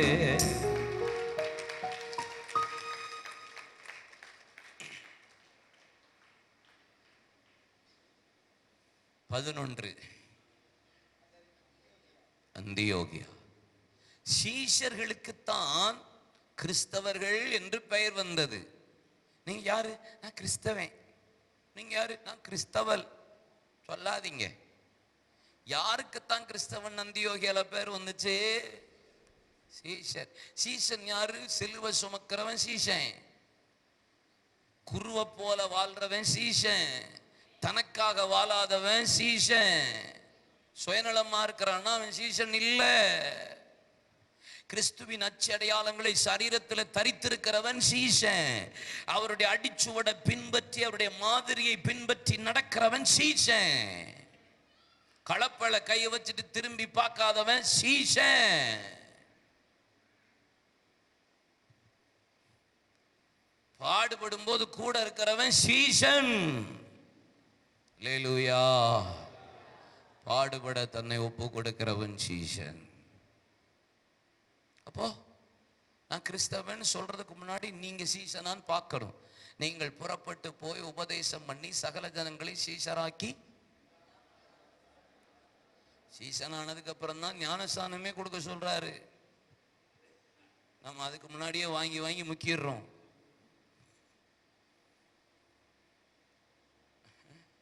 அது நனைஞ்ச பாவி, இது நனையாத பாவி, நனைஞ்ச கோழி, இது நனையாத கோழி, அவ்வளவுதான் விஷயம். எல்லாம் ஒரே கேட்டகரி தான். சீசன்னா சொரணையே இருக்கக்கூடாது. என்ன இருக்கக்கூடாது சொல்லுங்க? சுடு. சொல்லுங்க, சுடு. சுடு, சொரணை, மனம், வெக்கம் எதுவுமே இருக்கக்கூடாது. உங்களை யாராவது பேசினா காத்துல போக வரக்கூடாது. உங்களை யாராவது திட்டினா சொர்ணையே இருக்கக்கூடாது. ஹல்லேலூயா.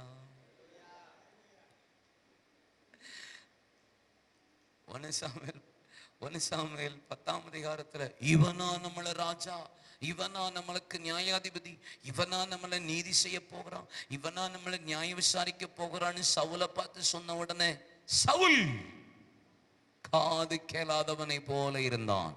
1 Samuel chapter 10 verse 26, 26. காது கேளாதவன் இருந்தான்.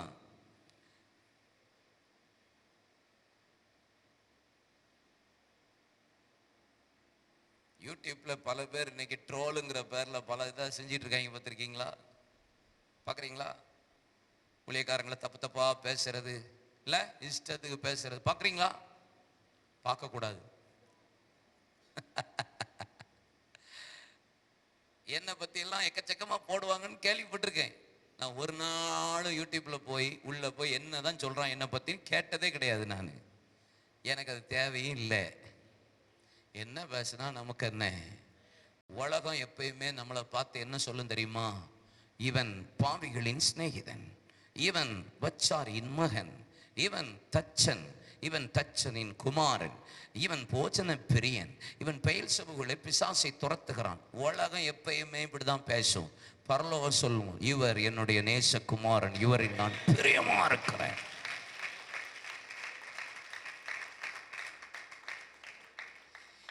என்ன பேசினா பேசிட்டு போறேன், நமக்கு தான் சூடும் இல்லையே, சொர்ணமும் இல்லையே. ஹல்லேலூயா. வெந்துச்சா வேகலையா, சுற்றுச்சா சுடலையா? எத்தனை பேருக்கு என்னை பத்தி இப்படி சொல்லிட்டாங்க பிரதர் அப்படிதான் சொல்லுவாங்க. எழுப்புதலுக்கு வாங்க எல்லாம் சொல்லுவாங்க, ஜப்பான்னு வாங்க இன்னும் கூட கொஞ்சம் சொல்லுவாங்க, ஆத்மாதாயின் வாங்க இன்னும் கொள்ள கொள்ளையா சொல்லுவாங்க, ஊர் ஊரா ஜெபம் பண்ண போங்க, பிரசங்கம் பண்ண போங்க, இன்னும் வண்டி வண்டியா கழிப்பாங்க. அப்பயும் நமக்கு சொன்ன இருக்க கூடாது. அல்லேலூயா.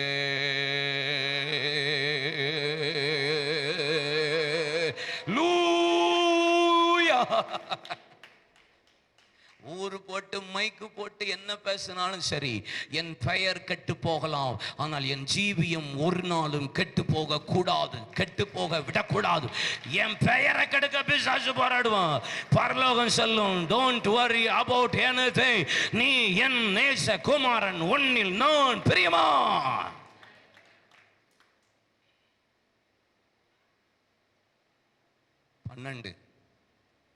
ஆண்டவருடைய தூதன் ஏரோதுன்னு ஒருத்தன் ஆரம்பிக்கிறான். 12ஆம் அதிகாரம் முடியும் போது ஏரோதுன்னு ஒருத்தன் ஆளே காணாம போறாரு. சிம்பிள். இப்ப இருக்கிறவங்களாம் காணாமலே போயிடுவான். உங்கள்கிட்ட சொன்னதுக்காக மன்னித்து கொள்ளவும். ஏரோதுன்னு ஒருத்தன் ஆரம்பிச்சான், முடியும் போது அதிகார பலம், ஆள் பலம், ஆட்சி பலம், இந்த பணபலம், படைபலம், அந்த பலம், இந்த பலம் எல்லாம் இருந்த ஒருத்தன் பேதுருவை பிடிச்சு சிறைச்சாலையில போட்டான். நம்மால ஜம்முன்னு தூங்குறாப்புல, விழாவில் தட்டி பாதரட்சியை தொடு கச்சையை மாட்டுன்னு 4ஆம் காவல் வரைக்கும் வெளியே கொண்டு வந்து விட்டு நம்ம பாஷை கடத்திட்டாப்புல தேவதூதன். பாருங்க, நம்ம எதுக்குமே போராடக்கூடாது. நம்மளை விடுவிக்கிறவர் கர்த்தர் ஒருவர் மாத்திரம். என்ன சிறையிருப்புனாலும் கிறிஸ்துவின் நிமித்தம் நீங்க பாடுபடும் போது கர்த்தர் தம்முடைய தூதர்களை அனுப்பி விடுவிக்கிறாண்டவர். ஏரோது ராஜவஸ்திரம் தரித்து பிரசங்கம் பண்றான். இதுக்கு தேவனுடைய சத்தம். தேவதூதன் அடிச்சாடி புழு புழுத்து செத்தான் இருக்கு பைபிள்ல. என்ன இந்த இஸ்ரவேல் ஜனங்கள் 430 வருஷம் எகிப்தில் அடிமையா இருந்தாங்க. எத்தனை வருஷம்? 400 வருஷம் போராட்டம். 10 ஜெனரேஷன், 10 தலைமுறை. 11வது தலைமுறையில தான் விடுதலையே வருது. 30 வருஷம் போராட்ட ஜெபம். கர்த்தர் வேதம் சொல்லுகிறது, யாத்ராம் 1:14, 2 கடைசி 3 வசனம், 3, 7, 9 வசனம். இஸ்ரவேல் ஜனங்களின் உபத்திரவத்தை பார்த்து ஆலோட்டிகளை நிமித்தம் விடுகிற குக்குரலை கேட்கவே கேட்டு பெருமூச்சின் சத்தம் தேவ சமூகத்தில் எட்டியது. இஸ்ரவேல் ஜனங்களுடைய ஜீவனை எகிப்தியர் கசப்பாக்கினார்கள். அவருடைய உபத்திரவத்தை தேவன் கண்டா. இஸ்ரவேல் ஜனங்களுக்காக கர்த்தர் மோசேயை தெரிந்து கொண்டு பார்வோனுக்கு முன்பாக நிறுத்தி, உன்னை பார்வோனுக்கு தேவனாக்குவே, நீ போ, என்னுடைய வல்லமுள்ள கரத்தினால் ஊங்கி பொய்த்தனால் இஸ்ரவேல் ஜனங்களை நான் விடுதலையாக்கி கொண்டு வருவேன்னு சொல்லி கர்த்தர் நடத்தி வருகிறார். வனாந்திரத்தில் வழி, அவாந்திர வழியில் 6 மேக ஸ்தம்பம், அக்கினி ஸ்தம்பம். மன்னாவினால் போஷிக்கிறார், காடையினாலே போஷிக்கிறார். கண்மலையில நீரூற்று உண்டாகிறது, மாறாவின் தண்ணீர் மதுரமா மாறுகிறது. இஸ்ரவேல் ஜனங்களில் ஒருவனும் பலவீனப்பட்டவனாய் இருந்ததில்லை. வஸ்திரம் பரமையாகல, பாதரட்சையார் அருந்து போகல. செங்கடல் பிளக்கிறது, எரிகோ விழுகிறது, யோர்தான் பின்னிட்டு போகிறது. 31 ராஜா, 7 ஜாதி, சூரியன் சந்திரன் தரித்து நிற்கிறது. ஓ, what a glorious God we have. இல்ல, அருமையான அப்பா நமக்கு இருக்காரு. மேட்ரு என்ன? இஸ்ரவேல் ஜனங்கள் எகிப்தை விட்டு வெளியே வர்றாங்க. வரும்போது சேனையை போல வந்தார்கள் இருக்கு. அடிமையா இருந்தவர்கள் சேனையை போல வந்தார்கள். எவ்வளவுக்கு அவ்வளவு பார்வோனுடைய இருதயம், முதல்ல அவன் கடினப்பட்டான், அப்புறம் ஆண்டவரே அவனை கடினப்படுத்தினார். முதல்ல அவன், அதுக்கப்புறம் ஆண்டவர் கடினப்படுத்தினார். கடினப்படுத்த அற்புதம் நடந்துகிட்டே தான் இருக்கும்.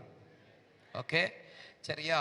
நான் ஒன்று சொல்றேன், உங்க ஊர்ல, உங்க வீட்டில், உங்க குடும்பத்தில், உங்க வேலையில், உங்க வியாபாரத்தில் எங்க டஃப்பா இருக்கோ, உங்களுக்கு டஃப்பா இல்லை, மகிமையா அற்புதம் செய்வாருன்னு சொல்றேன். பாதி பேருக்கு புரியல. One more time I want to tell you something. திரும்பி சொல்றேன், எங்க கடினமா இருக்கோ, எங்க ஹார்டா இருக்கோ, எங்க ரொம்ப நெருக்கமா இருக்கோ, அங்கதான் அற்புதம் அதிகமா இருக்கும்.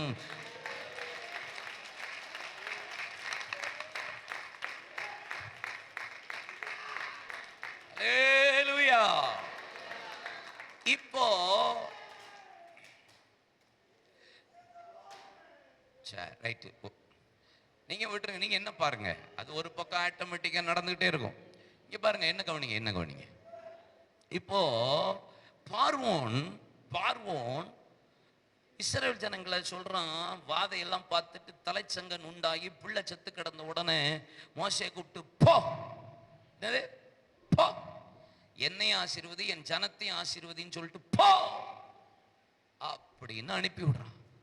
இப்போ அனுப்பி விட்டா இஸ்ரவேல் ஜனங்கள் ஜம்முன்னு கிளம்பி போறாங்க. கிளம்பி போகும்போது பைபிளை நீங்க வாசிச்சு பாருங்க, செங்கடல் முன்பாக, வனாந்தரம், செங்கடல் அவர்களை அடைத்தது. இப்ப ஒரு சூப்பர் வேலை. ஆண்டவர் எகிப்தை விட்டு வெளியே போக வச்சுட்டார். பார்வோனை வச்சு விடுதலை கிடைச்சிருச்சு. கரெக்டா? சூப்பரா. பார்வோனே வெளியே போங்கன்னு சொல்ற அளவுக்கு ஆயிப்போச்சு. உங்க அநியாயம் தாங்க முடியலடா, கிளம்புங்கடான்ற அளவுக்கு ஆயிப்போச்சு.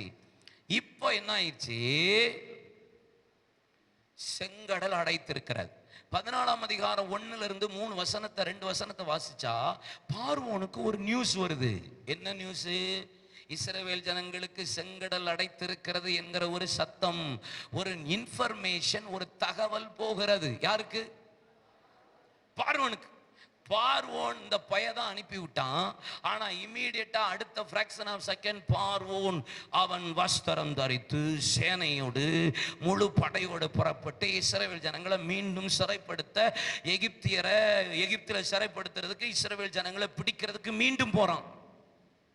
இப்ப பின்னாடி வாரான்னு இஸ்ரவேல் ஜனங்களுக்கு தெரிந்த உடனே, ஐயோ, தனா வருஷம் அடிமையா இருந்தோமே, திரும்பியும் இந்த பையட்ட தான் மாட்ட போறோமா?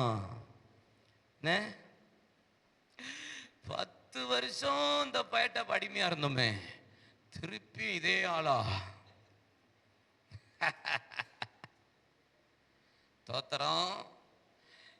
இத்தனை வருஷம் இந்த ஆள்கிட்ட தான் அடிமையா இருந்தோம். திருப்பியும் எகிப்தா, திருப்பியும் பார்வோனா, திருப்பியும் சிறையிருப்பா, திருப்பியும் செங்கலா, திருப்பியும் வைக்கோலா, திருப்பியும் சிறையிருப்பா, திருப்பியும் போராட்டமா அப்படின்னு இஸ்ரவேல் ஜனங்கள் அழுகிறாங்க, புலம்புறாங்க. இப்ப சீன் மாறுது. எதுக்கு ஆண்டவர் இந்த இன்ஃபர்மேஷனை கொண்டு போய் பார்வோன்ட்ட கத்த சொன்னார், சொல்ல வச்சார்? ஆண்டவர் தான் அனுப்புறார் நியூஸை, இன்ஃபர்மேஷனை. சத்துருவுக்கு சில இன்ஃபர்மேஷனை கத்தர் கொடுக்கிறார்னா உங்களை முடிக்கல, சத்துருவு சீனை முடிக்கிற. இந்த பயலுக்கு இன்ஃபர்மேஷன் போலின்னா நம்ம பாஸ் சேனையோடு திரும்பி வரமாட்டாரு, அவர் எகிப்திலே இருப்பாரு. இன்று கண்ட எகிப்தை நீ காண மாட்டாய்ன்னு 13ஆம் அதிகாரத்துல நான் சொன்னது உண்மையானா, பார்வோன் திரும்பி வர்றது ஒன்ன அடிமையாக்கல்ல, ஒன்ன சிறையிருக்கல்ல, ஒன்ன கூனி குறுகி வைக்கிறதுக்கல்ல, ஒன்ன இனி அடிமைப்படுத்தல்ல. பார்வோனையும் அவனுடைய சேனையையும் செங்கடலில் அமிழ்த்தும்படி தேவன் மீண்டும் மீண்டும் சில ஆள் வர்றாங்களா? ஒன்னும் தெரிஞ்சுக்கோங்க, மீண்டும் மீண்டும் அதே பிரச்சனை, மீண்டும் மீண்டும் அதே போராட்டம் இல்ல. அந்த பிரச்சனைக்கு முடிவு பண்றதுக்கு தான் இந்த இரவு கர்த்தர் கையை தட்டி திருப்பி இதே பிரச்சனை, திருப்பி இதே போராட்டம், திருப்பி இதே வியாதி, திருப்பி இதே திருப்பி வருதண்டா. திருப்பி உங்களை முடிக்கல, சத்துருவின் வல்லமையை முடிக்க, உங்க பிரச்சனைக்கு முற்றுப்புள்ளி வைக்க கை தட்டுங்க.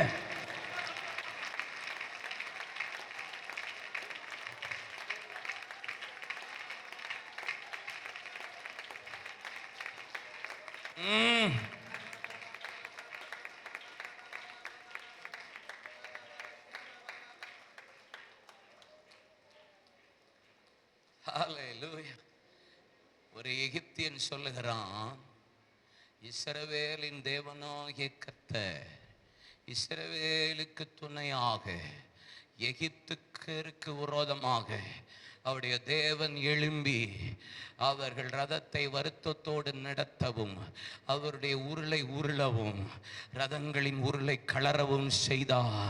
இஸ்ரவேலின் தேவன் எகிப்துக்கு விரோதமா.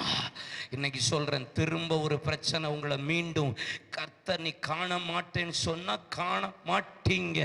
திரும்பி வருதுன்னா அது காரணம் உங்களல்ல, அந்த பிரச்சனைக்கு இந்த இரவு கர்த்தர் சில குடும்பத்துல முற்றுப்புள்ளி, சில குடும்பத்துல முற்றுப்புள்ளி, ஊழியத்துல திரும்ப திரும்ப வர்ற பிரச்சனைக்கு இன்னைக்கு ஒரு முற்றுப்புள்ளி, தரிசனத்தை திரும்ப திரும்ப வருகிற பிரச்சனைக்கு ஒரு முற்றுப்புள்ளி. எந்தெந்த இடத்துல எந்தெந்த பிரச்சனை திரும்ப திரும்ப திரும்ப திரும்ப ஆவியானவர் சொல்லுகிறார், God wants to கை தட்டுங்க, வாயை திறங்க, அந்நிய பாஷை பேசுங்க. திரும்ப வருகிற பிரச்சனை, திரும்ப வருகிற மனிதர்கள், திரும்ப வருகிற போராட்டம், அது உங்களை அமுக்கிறதுக்கு அல்ல, அதுக்கு முற்றுப்புள்ளி வைக்கிறதற்கு இந்த இரவு கர்த்தர் let God arise, the enemy scatter.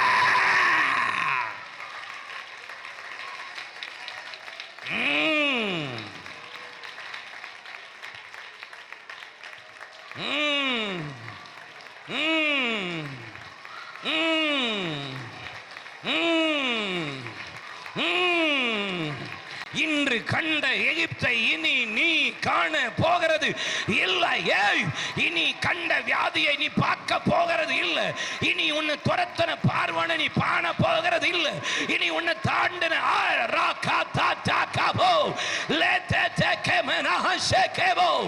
கை தட்டு, வாயை தர. இது உன் விடுதலையின் இரவு, உன் சிறையிருப்பு மாறுகிற இரவு, உன் சத்துரு முழிகிற இரவு, உன் சத்துருவுக்கு முற்றுப்புள்ளி வைக்கிற இரவு, உன் பிரச்சனைக்கு உடாகபா ஷெகே ரிபா கந்தரலபா.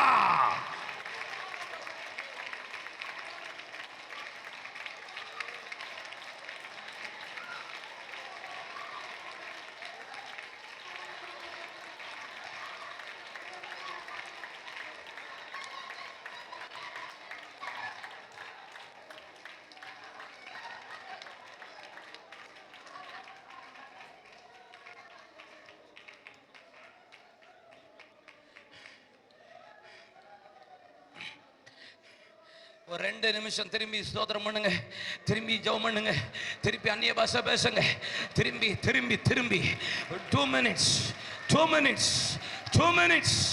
ராஹாலா ராகாபோ. வேடிக்கை பார்க்காதீங்க, ஜெபம் பண்ணுங்க.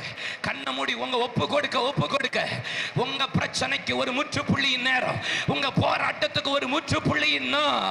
இது எழுப்புதலின் பெருவிழா. உங்க பிரச்சனைக்கு ஒரு முடிவு, உங்க வியாதிக்கு ஒரு முடிவு, உங்க பலவீனங்களுக்கு ஒரு முடிவு. உங்களை சிறைப்பிடிக்க வந்தவனை நீங்கள் சிறைப்பிடிக்கிற இரவே.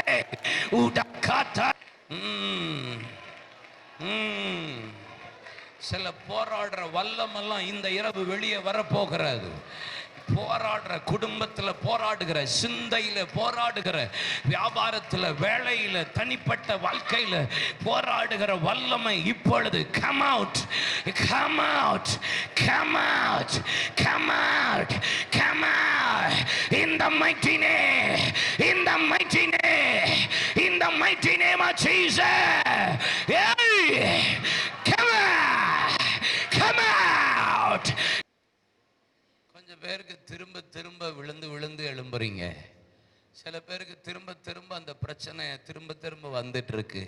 என் ஆவியான நிறுத்தி இதில் ஒரு விடுதலையை கொடுத்துட்டு நெக்ஸ்ட் பாயிண்ட்டுக்கு போக சொல்கிறார்.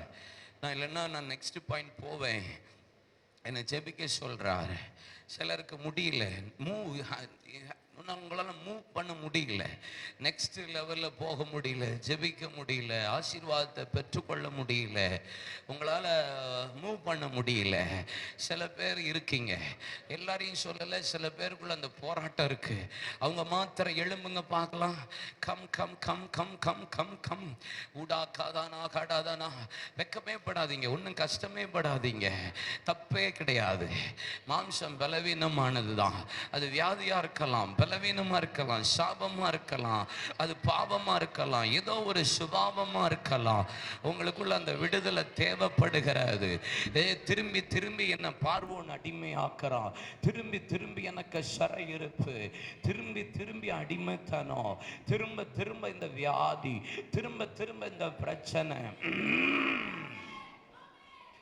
ஆண்டவர் சொல்லுகிறார், உங்களை ஒப்பு கொடுங்க, உங்களை ஒப்பு கொடுங்க, உங்களை ஒப்பு கொடுங்க, உங்களை ஒப்பு கொடுத்து ஜெபம் பண்ணுங்க, உங்களை ஒப்பு கொடுத்து அர்ப்பணிங்க. இப்போ அந்த விடுதலையை கர்த்தருடைய ஆவியானவர் சிலர் மீது கட்டவிழ்க்க விரும்புகிறார். நீங்க ஜெபிக்க ஜெபிக்க விடுதலை வரும். இப்போ ஜெபிக்க ஜெபிக்க விடுதலை வரும், ஜெபிக்க ஜெபிக்க விடுதலை வரும். இப்போ ஒப்பு கொடுக்க சிலர ஆவியானவர் ரா கா தா தா கபு லே மரா ஷெகே லிகந்தரலதனா உடகதன ஹடதியாந்த ரடதிரி லிபியா கரலதனா லேகந்தரலதனலபா. ஜெபிங்க ஜெபிங்க ஜெபிங்க ஜெபிங்க ஜெபிங்க ஜெபிங்க. ஒப்பு கொடுங்க ஒப்பு கொடுங்க ஒப்பு கொடுங்க ஒப்பு கொடுங்க. ஏய் ஏய் கா கா கா லா தா தா Kapu. I break in the mighty name of Jesus Christ. ஒரு அற்பமான மனிதன் தான். ஆவியானவர் உங்களை தொட்டா, அவர் உங்களை தொட்டா உங்களுக்கு மெய்யான விடுதலை. இந்த இரவு ஒரு அசாதாரணமான கிரியை, கிரகிக்க முடியாத காரியம், எண்ணி முடியாத அதிசயம், ஆராய்ந்து முடியாத காரியம். இப்போ அர்ப்பணிக்கிற பிள்ளைகள் வாழ்க்கையில விடுதலை. I break in the mighty name of Jesus, in the mighty விடுதலை விடுதலை.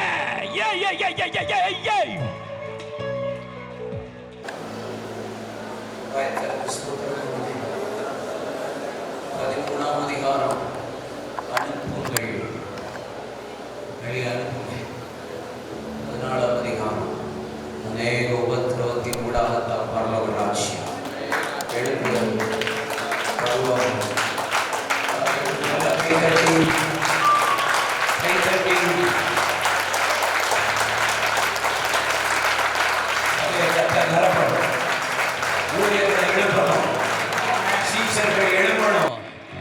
பரலோகராஜ்யம் சந்தோஷப்படணும், அக்கினி மீண்டு வரணும், பிந்தின ஆலயத்தின் மகிமை சபையை மூடணும். கை தட்டுங்க.